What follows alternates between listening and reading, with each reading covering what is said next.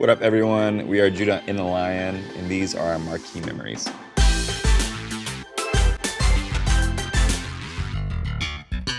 One of my monumental shows, actually it was the reason why I got into music in the first place, is going to a show at Exit Inn, which is a small club in Nashville where I grew up, for this band that I didn't know at the time. They were going on tour on their record for Dog Problems, which I became obsessed with after the show. And the band was The Format, who eventually became the band Fun.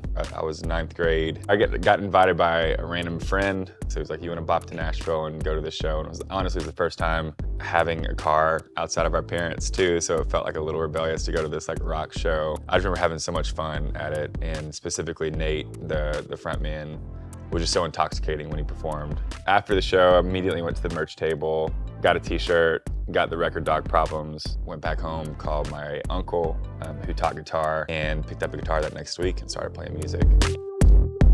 One of my first shows was also at a club, but it was in Chicago where I grew up, and I saw the Academy as it was very small. Maybe there were 150 people there. So I went to the show with my older brother and all of his friends. I was in 7th grade at the time, so he would have been, I think they were seniors in high school. It was kind of all of his buddies and the little kid brother tagging along. But they knew I was into music, and I think the most memorable thing for me being like a 12-year-old at this show was just like the mosh pitting. Like I remember trying to go to the front of the audience and just like kind of getting swallowed up and being this scrawny little kid. The smoking, it was just like seeing all these new things at once. In every song on that album, I probably don't know the name of, but I could sing every word if you turned it on.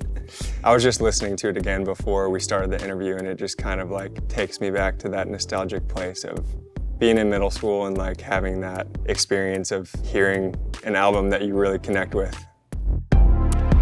The show that we've seen together that was, I think, really monumental. We were playing this festival with them in San Jose, at this amphitheater. Billie Eilish played before our set, which is kind of ironic to think about now. And then Blink-182 played after War on Drugs. But this night, War on Drugs was the very magical part of it. Just seeing what the band does musically, they are so connected to each other. You just didn't want to stop like listening. You could close your eyes and listen, or you could watch. All of us walked out there just to kind of check out the show, but didn't really know what we were in for. We just all became taken into that moment, and it was so simple and so like powerful at the same time.